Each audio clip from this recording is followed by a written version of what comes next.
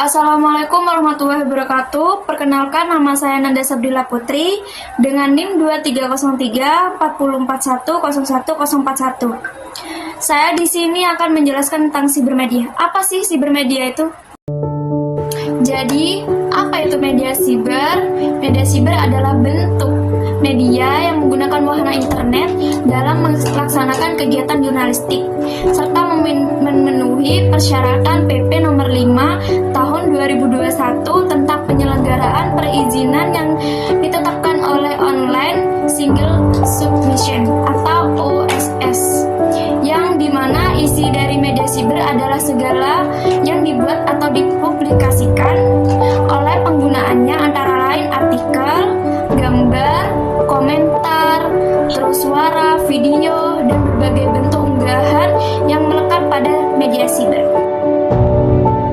Baik, selanjutnya akan membahas tentang sejarah sibermedia, yang dimana sibermedia ini masuk Indonesia dimulai pada tahun 1983 dengan terhubungnya Indonesia ke jaringan komputer global, yang kemudian dikenal sebagai internet melalui satelit Palapa B2.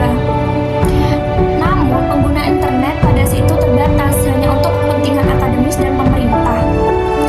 Baru pada tahun 1995, internet mulai diperkenalkan dengan publik dan penggunaannya terus semakin luas seiring dengan semakin terjangkaunya biaya komputer dan akses internet.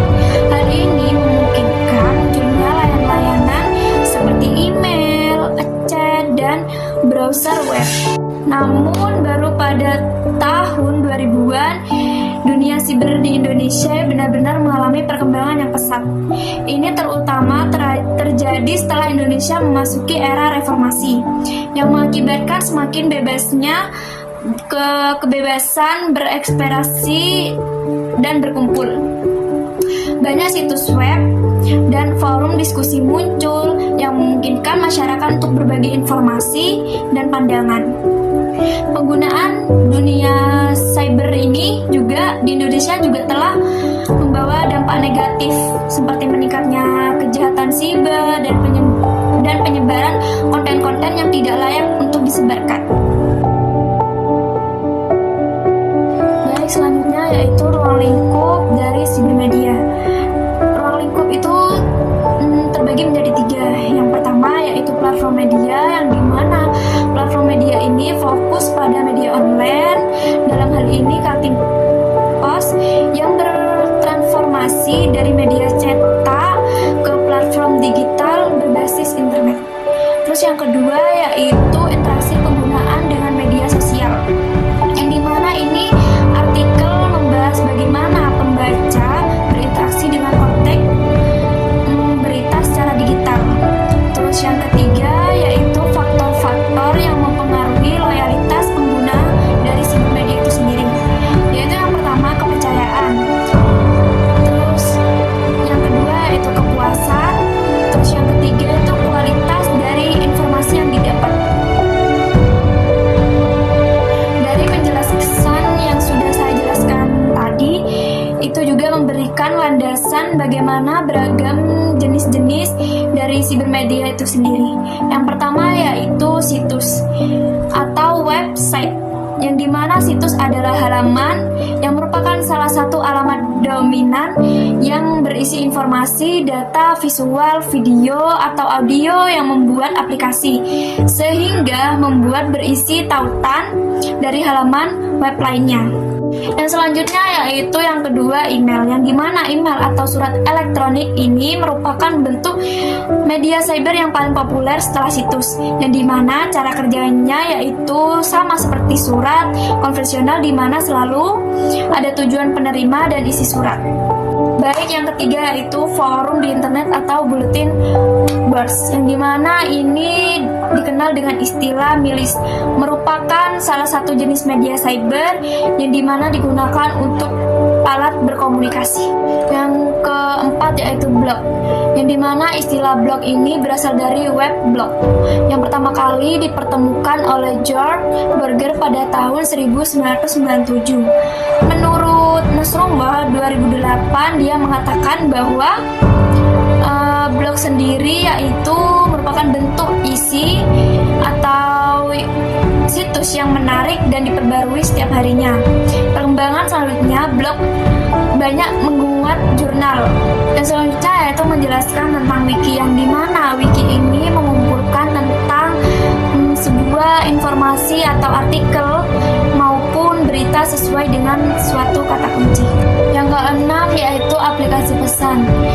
Teknologi telepon genggam berkembang tidak hanya sebagai perangkat untuk berkomunikasi seperti telepon atau SMS semata. Itu tidak, karena sebuah telepon genggam kini telah dilengkapi oleh perangkat yang memungkinkan warga bisa terkoneksi dengan internet smartphone. Contohnya yaitu seperti halnya dengan WhatsApp. Dan yang ketujuh yaitu menjelaskan tentang broadcasting, yang dimana internet tidak hanya menayangkan liputan atau teks, lampiran atau file video dengan audio semata, tetapi internet juga bisa telah tumbuh menjadi media yang mampu menyiarkan siaran langsung melalui televisi dan radio. Yang kedelapan yaitu menjelaskan tentang peer-to-peer, yang dimana merupakan media untuk berkomunikasi melalui penggunaan internet, seperti untuk percakapan atau berbagi file. Baik, yang selanjutnya yaitu nomor 9 tentang RSS, yang dimana RSS tersebut termasuk Really Simple Syndication, yang dimana membahas tentang format yang memungkinkan pengguna mendapatkan perbaruan dari konten terbaru dari berbagai situs atau web secara otomatis. Baik, yang ke-10 yaitu menjelaskan tentang Moods, yang dimana Moods tersebut merupakan program yang memungkinkan banyak penggunaan berinteraksi dalam lingkungan virtual secara bersamaan, terutama dalam permainan daring. Yang terakhir menjelaskan tentang media sosial, yang dimana media sosial sendiri adalah platform yang memungkinkan penggunaan untuk membuat profil, yang dimana berbagai konten terus dan berinteraksi dengan penggunaan lain seperti Facebook atau Twitter, yang dimana kategori-kategori ini di atas dicerminkan berbagai bentuk media cyber yang terus berkembang pesat seiring dengan kemajuan teknologi dan kebutuhan komunikasi masyarakat modern. Selanjutnya yaitu membahas tentang etika sibermedia, yang dimana etika sibermedia saya telah menyebutkan 4, yang dimana pertama ini menjelaskan tentang kejujuran dan ketepatan tentang informasi. Media siber harus menyajikan informasi yang akurat, tidak menyesatkan dan bisa dipertanggungjawabkan. Yang kedua yaitu tidak menyebarkan kebencian atau hoax. Kan kalau etika di media tidak boleh menyebarkan hoax, karena media tidak akan menjadi sarana penyebaran ujaran kebencian, provokasi, dan hoax yang tidak diinginkan juga oleh orang lain. Yang ketiga yaitu verifikasi informasi, yang dimana media memiliki tanggung jawab untuk memverifikasi tentang kebenaran informasi yang telah ditayangkan oleh pihak sebelum dipublikasikan ke media sosial, agar tidak menyebabkan terjadinya penyambung lidah bagi informasi yang sangat palsu.